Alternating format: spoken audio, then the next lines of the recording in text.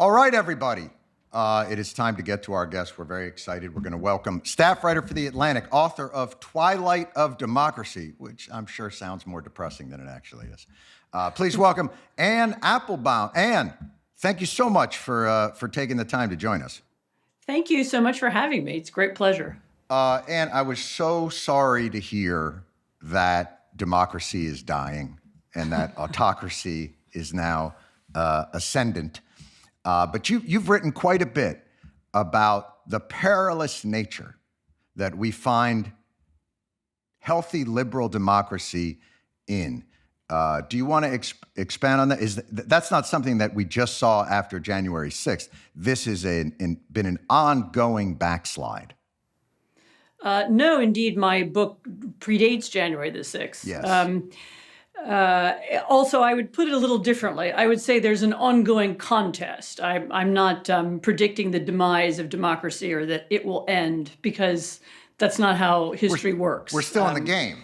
We're still in the game, and nothing's over till it's over, right? So, one of the ways in which you can shape events is by thinking positively about them, or thinking about what's wrong, analyzing the problem, and changing the situation and moving on. That sounds like hope and prayers. That sounds like hope and prayer. I mean, maybe that's a little bit too optimistic, but but I feel a kind of professional responsibility to be optimistic. I mean, how could I say to my kids or to my students or to people younger than me that everything's over? That seems unfair, even when I do sometimes feel it. But no, there's been a challenge to the mainstream of liberal democracy that's actually began percolating, I think, about a decade ago. And it's got different sources. There is an economic source, which is the one that's most famously talked about, but I think really it's more cultural. There's a part of the Western elite in America, in Europe, in many other countries that became discontented with its role and its influence and began trying to imagine something different. Usually, I know it's talked about in a different way. We talk about, the masses being unhappy about this or that, but I actually think this is something that began in a different place. So you talk about global elites. Generally, global elites are seen as the liberal establishment, not the illiberal. In fact, generally, autocrats and the illiberal crowd are fighting against global elites. So you're saying they themselves may, in fact, be global elites. Well, that's, of course, their narrative. That's the narrative that they use in order to claim that they're the underdogs. I mean, do you think, Donald Trump wasn't part of the global elite, or Boris Johnson wasn't part of the global elite? I mean, there is no autocratic movement, whether of the far left or the far right, whether in Venezuela or in Hungary, that doesn't have elites working for it. So whether it's journalists or propagandists or speechwriters or the political candidates themselves, they are invariably people who come with connections and preparation and ideas and sometimes education. And if Applebaum, am I hearing this correctly?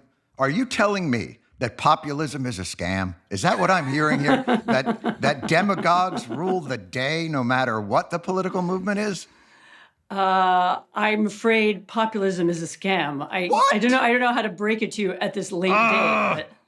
But Applebaum. You say 10 years. I want to look back a little bit further as we trace this thing, and then we'll get up to sort of where it stands now in Russia and Brazil, and as you said, Venezuela and Hungary. I'm old enough to remember Francis Fukuyama telling us that history had ended, and this was post the fall of the Soviet Union. America's dominance, liberal democracy's dominance, was unquestioned. We could close the book on fascism, communism, socialism, that this was ascendant and it was over. And that lasted, I think, a week. And then there was an invasion in Iraq and Afghanistan, and the whole thing turned on its head. Has this movement against democracy actually never ended? That this is a post-World War II kind of, there was a grace period, and then the battle just started all over again? I'm afraid I think it's even older than that. If you Yeah. look at the American founders and what they were talking about at the time they wrote the Constitution, Hmm. what they were most afraid of was a demagogue coming to power. I mean, they knew it from their reading of classics, right? They were reading the history of ancient Rome mostly. Hmm. And they were afraid of Caesar. They were afraid of some demagogue coming to power and changing the rules. Right. And some of the weirdest things about our Constitution were deliberately written in order to prevent that. And so really from the beginning, the idea that democracy might be overthrown by autocrats or by anti-democrats has Hmm. been, part of the nature of democracy. I mean, and all the rule writing and all of the debating that's ever gone into creating a democracy wherever they've been created, whether in America or in Africa or in Asia or in Europe, that's been one of the central concerns. And so this idea that somehow, the first challenges to democracy happened maybe in the 20th century is really a misreading and a forgetting of the older history. So it's kind of Right. inherent to the idea of democracy as an idea of instability, that there will always be people who want to challenge it. There's always going to be an alternate elite who want power for themselves. There are always going to be people who don't accept the rules, who don't want to make it possible for their political enemies to win the next election. I mean, that's inherent to the nature of the thing. So throughout history, let's say Caesar to Trump. Let's call that both, by the way, casino owners, oddly enough. It's really the push and pull of autocracy and mob rule. That's kind of the founders' game, is to find that sweet spot, checks and balances between allowing tyranny or mob rule and the tyranny of the mob to run things. And that's kind of the delicate balance that we're always trying to maintain. Would that be it? Yeah, I think that's the right way to describe it. You have to think of democracy as a system that's constantly being challenged by human nature itself. I mean, it is a normal desire of people who are in power to wish to keep power and to keep it indefinitely and Right. to alter the institutions of democracy in order to keep it. And so you have to create rules in advance that doesn't let them do that. And those rules are things like an independent court system, Right. rule of law, a voting system, a set of norms and ideas built up around that, a kind of education system attached to that. And you have to teach people to accept the idea that when someone wins an election, it doesn't mean they get to destroy their enemies and lock them up and put them in jail and then rule indefinitely, because that's the natural instinct of people who seek power. And democracies have to find a way of preventing that from happening. And historically, there aren't so many democracies. I mean, I think through most of human history, they've been pretty rare. It's why when the founders were designing our system, what they were reading about was Greece and Rome. So there hadn't been anything in between that impressed them all that much. A little bit of a gap. There was a gap. There's a little bit of a gap. And so they started, and you see that it's so interesting you mention it, but I want to ask about the role of, power doesn't want to cede itself, but it also, in order to be empowered to do the anti-democratic things, kind of paradoxically, it needs an angry mob. And you see that now in the stirring up of the angry mobs. You see it in Brazil. You saw it on January 6th. You hear it on talk radio. There is that idea of, it's not just the people who are the leaders wanting to punish their opponents, it's their supporters, that there is a real vigilante, vindictive, I mean, for God's sakes, lock her up was maybe the single biggest bumper sticker issue, in the 2016 election. How important is it that they have with them kind of the angry mob behind them? It's very important. And they spend a lot of time thinking about how to create the angry mob. What are the issues? That's the point. That's the point. Right. What are the issues that can inspire it? What can keep it together? And one of the things that's happened, this is now a cliche, me even saying this in the last several years, is that social media has made that easier. It's easier to create links between people who wouldn't have known one another before. It's easier to find the people who are dissatisfied with the current political system or the current, national order, and it's easier to link them together and to create the mob. It was actually a lot harder in the past when you had to do it in real life.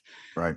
You had to actually have people on streets, hanging around street corners talking to one another. Now it can be done electronically. Well, it seems like the real advancement in mob rule was probably radio, was it not? I mean, that was really like in the 30s. And again, this is a very American-centric view of it, because I think it's probably different in different areas around the world. But here in this country, it went from radio to direct mail to AM radio to social media.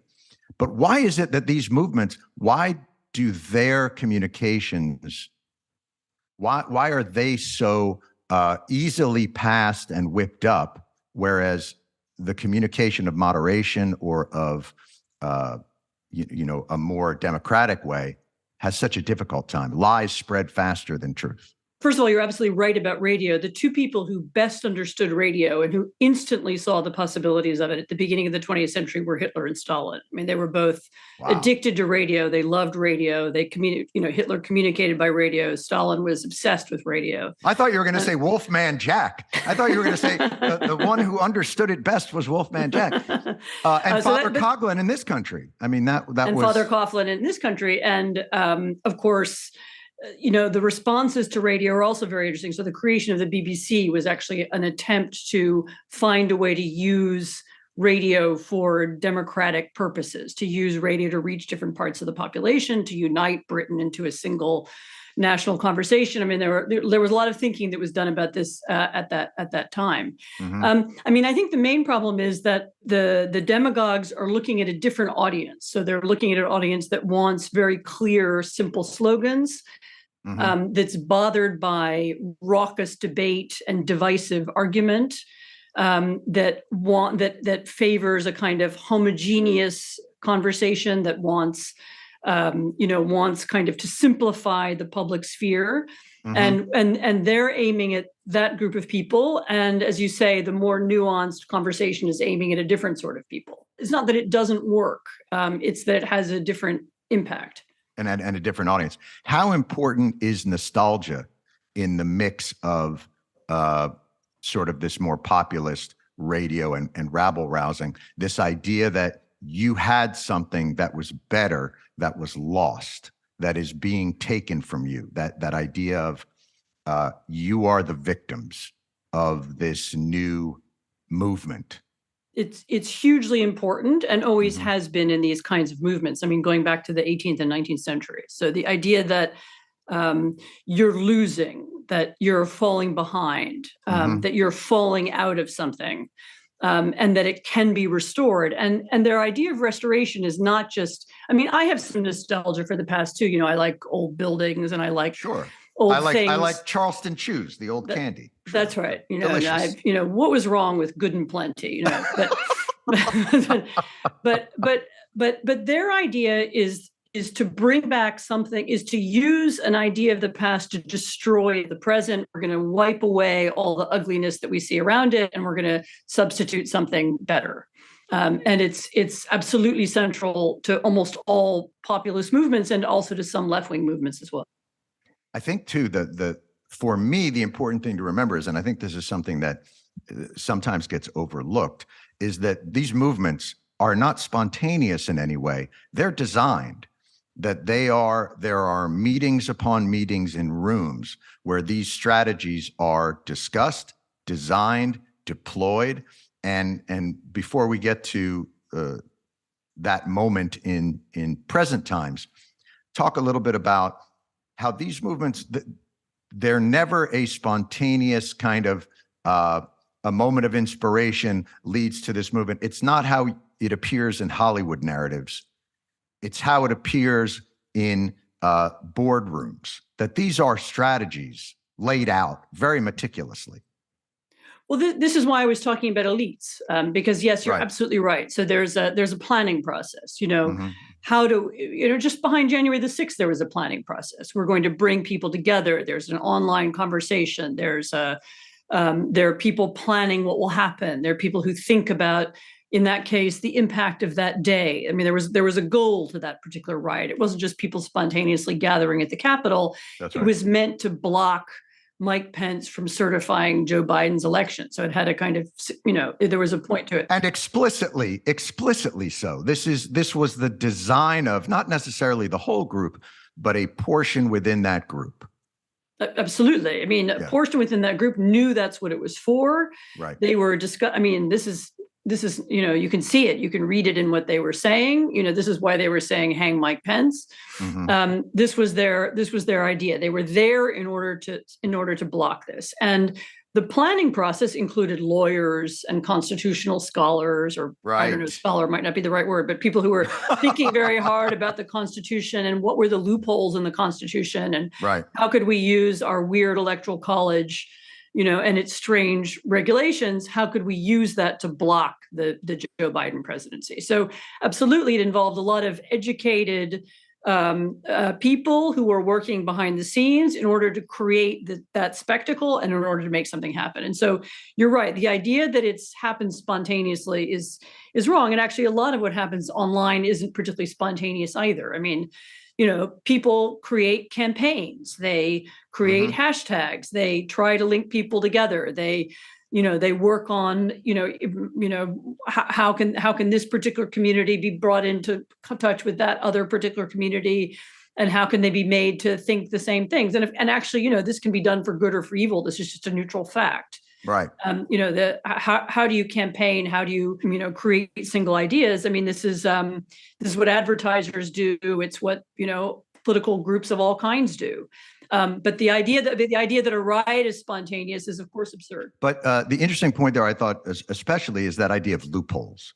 When you have a liberal democracy, there is space within it because one of its sort of main selling points is a certain freedom. And within certain freedoms, which means there's going to be more spaces for activities that can undermine those freedoms. It's what we all heard after 9/11. They used our freedom against us. They undermined us in that way. These movements do the same things. They weaponize the modes of communication. They weaponize the loopholes in the systems to gain control. And then once in control, then that's the real, it's sort of like they plant themselves, but then the roots have to grow out and they have to erode all those democratic systems and bulwarks, those guardrails. And that seems like stage 2. Would that be correct? Yeah, I think that's right. I mean, one of the things that we learned from the Trump administration was that there was a lot more about American democracy that operated on the basis of kind of norms and assumptions and behavior, mm-hmm. stuff that wasn't written into the law. Right. Just a petty thing, the fact that presidents reveal their tax forms, which right. has been true since Nixon first started doing it. Or their visitor logs. I mean, right. There's no law that says you have to do that, but it was just a thing that people did and everybody got used to the idea, or ethics rules about who gets paid in the White House and who, what's the role of presidential children in an administration. Right. And there were a lot of norms around ethics norms, about what money you can take and what kind of deals you can be doing on the side that weren't, turned out to be easily violable. And the same was true with the electoral process. It turned out that this thing that happened on January the 6th that we all thought was a kind of ceremony without that much meaning, mm-hmm. it turned out that some people looked at the ceremony and said, wait, what if we stopped that ceremony? What if we made it not happen? That's right. Then we'd throw a wrench into the system. And no one had thought of doing it before because it was just outside the realm of imagination. And once you begin to imagine that, then yes, you begin to imagine all kinds of other things. What are the other institutions that keep things on track? For example, inspectors general and right. ethics advisors and people yes. who've been stuck inside bureaucracies to keep them independent. Yes, and the deep state, Anne, the deep state. It's incredible to me, though, the amount of, and I think the January 6th Commission, for ultimately whatever accountability will be brought to bear in it, the most interesting thing to me is the amount of conversation, the amount of the administration that it takes to undermine a healthy democracy. The lawyers that have to come in and check things over, absent a military coup, which they also, I think, were laying the groundwork for. It's amazing to me how many fucking meetings, autocrats need to take over. Oh, you need a lot of meetings. You need a lot of smoke-filled rooms. You need a lot of dinners. You need a lot of conversations around kitchen tables. No, there's a, the planning and thinking about how you undermine the institutions, figuring out which ones are weak. Who are the people who can be replaced? Which are the jobs that if you put a loyalist into it, he could screw up the most things. And by the way, that was something that Trump didn't understand very well when he first became president. Mm-hmm. And he got better at as time went on. I mean, so he began to understand better how you could use, for example, the Department of Defense. The Department of Defense, exactly. Right. Your defense secretary. Right. Well, that gets us to, here's where it gets us to sort of now more of the present moment. And I think you've written an awful lot about this, which is this kind of loose movement of autocrats that in some ways look like kind of independent weather systems that are going on, but it's a larger climate, and it is connected from Hungary to Brazil to Russia to the United States. And oddly enough, the recipe for this autocracy was laid out in full view for everyone to see. I mean, you could almost, there's that speech that Steve Bannon gave at the Vatican, where he just sort of lays out, Putin is a defender of Western civilization. Western civilization is under attack, and we must all band together against liberalism, and just sort of laid out the game plan. Oh, it's not a secret, the game plan. No. I was at a kind of strange event in Rome. It was right before the pandemic, organized by this kind of national conservative movement where Viktor Orban was one of the guest speakers. And there were some Americans there and other Europeans and so on. And Orban was interviewed on stage, and he was asked a series of sycophantic questions. And, why are you so wonderful? And how is it that you've remained in power so long, Mr. Orban? Did Tucker do the interview? Was that Tucker? No, I'm afraid it was. Oh, Tucker was sadly not there, but all right.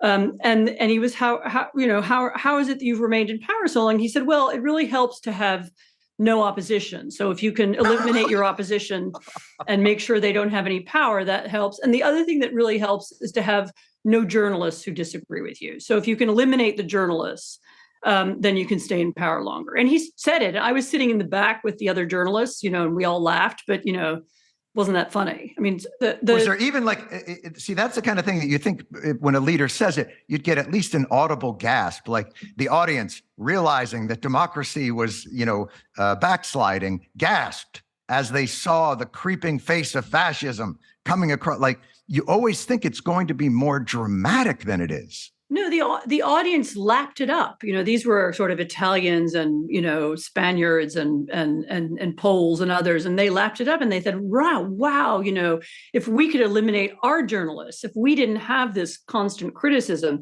if we didn't have an opposition, think what we could do. We could dismantle, the entire state. We could change everything about our society and make it the way we want it to be.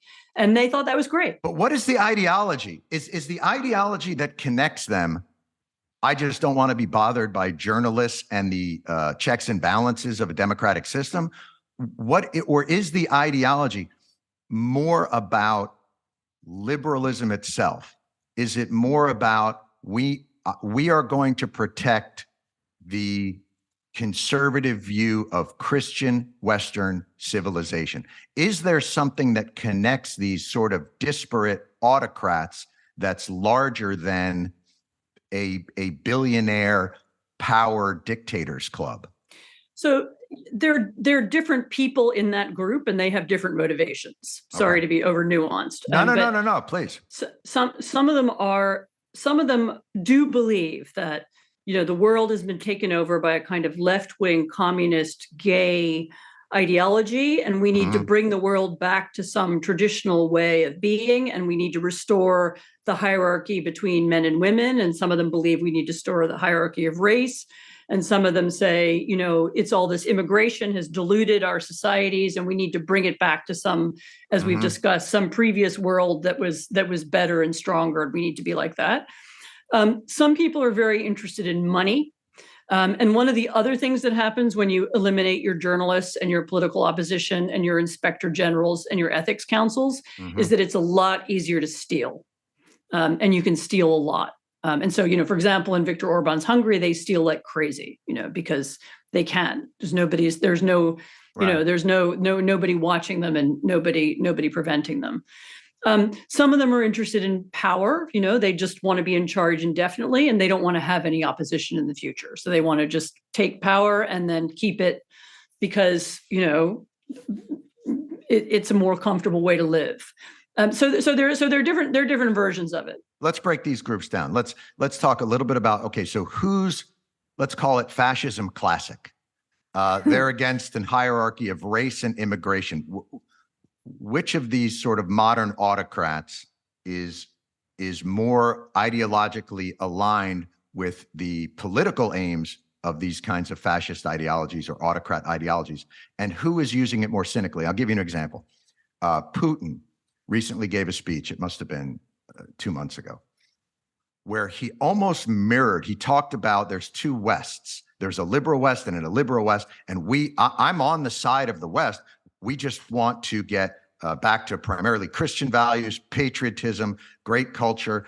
He wanted to eliminate gays and wokeness. And it struck me as, boy, he could have delivered that at CPAC in Florida and been followed by Matt Gaetz, and nobody would have been the wiser. It was that unremarkable a speech. So that is an example of extraordinary cynicism. So Russia is a country where almost nobody goes to church, where something like 5% of the people have ever read a Bible.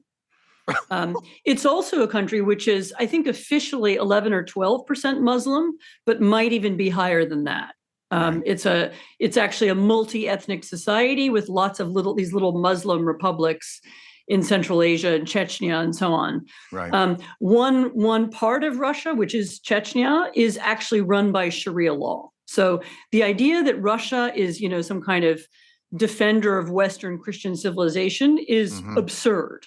I mean, so absurd. Right now for him, it's a cynical reach to try and shore up this populism stream that he thinks will help. Basically, it's all there to undermine Europe and undermine the United States.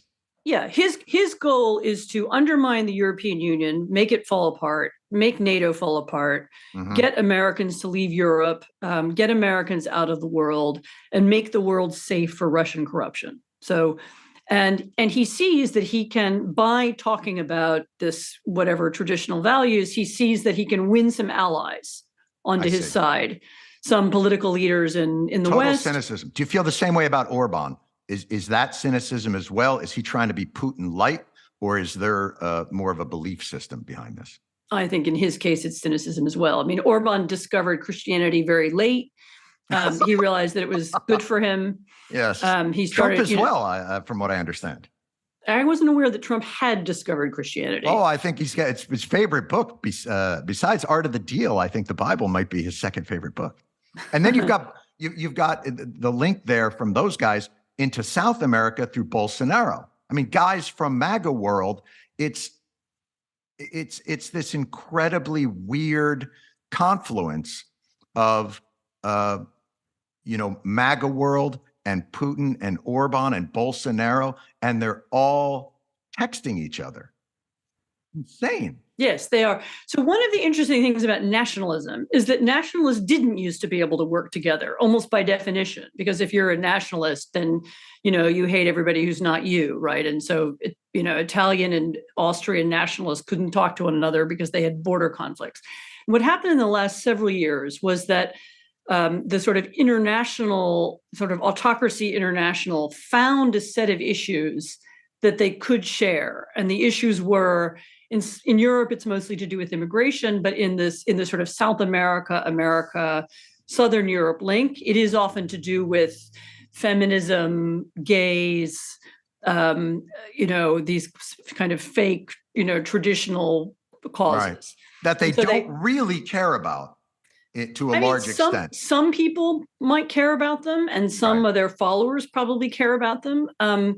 But some people see them purely as ways of manipulating an audience. But it's a means to an end. But they're also kind of, it's in a way, it's like the weird flip side of globalization. So they also are a way to connect. What do Brazilian politics and American politics have to do with each other historically? I mean, nothing, in the sense of what do we have in common? We don't have any history in common. We don't have traditions in common, Mm-hmm. But now there are these, you can take slogans. I mean, literally, the Stop the Steal slogan, or the you can take English language slogans, and you can try and pump them up on the Brazilian internet, and you can get people to click on them. They had signs that were like hashtag Stop the Steal. Right. Yes. They had social media savvy signs. But and what I'm wondering is, again, when we get back to sort of fascism classic versus what we see today feels more like a caper. It almost feels like a heist movie, an international heist between fat cat businessmen, right-wing media ideologues, right-wing media cynics, and this sort of movement to capture these resources for the oligarchy. Now, the flip side of it, on the liberal side, is you have everybody going to Davos, which immediately presents itself as an incredible target for these right-wing autocrats. Like the liberal world is not doing itself any favors by having these bananas gatherings of elites in sleepy Swiss town. It's not helping itself. No, I mean, one of the main sources of power, certainly of the real modern autocracies, by which I mean Russia and China, and Iran. One of their main sources of power is that they literally come to power using our financial system. So international kleptocracy, the thing that the systems that allow people in autocratic states to steal from their people, to take the money into the West, to recycle it on, in Caribbean islands, or sometimes in American states, and to bring it back again. We created that system. So the money laundering scheme. It's a money laundering scheme. So the Western financial system is complicit in helping to create this world of modern autocracy. So that, in that sense, you're absolutely right. I mean, we allowed this to happen. We cynically allowed, autocrats to use our financial system in a way that enabled them to stay in power. And now they've, flipped it around, and they're using our open social media space and our public conversation to undermine us. I mean, this isn't really a problem with the far right. This is the problem with the real autocrats. So when you talk about fighting autocracies, and again, going back to sort of fascism classic, the mindset, and maybe this is, misremembering and nostalgia in and of itself, is that the free world has to gather all its resources and fight this battle, as Churchill would say, in the streets, in there, on the, never give up, never give in. But the reality of it is we're fighting it in all the wrong ways, and in some ways fueling it.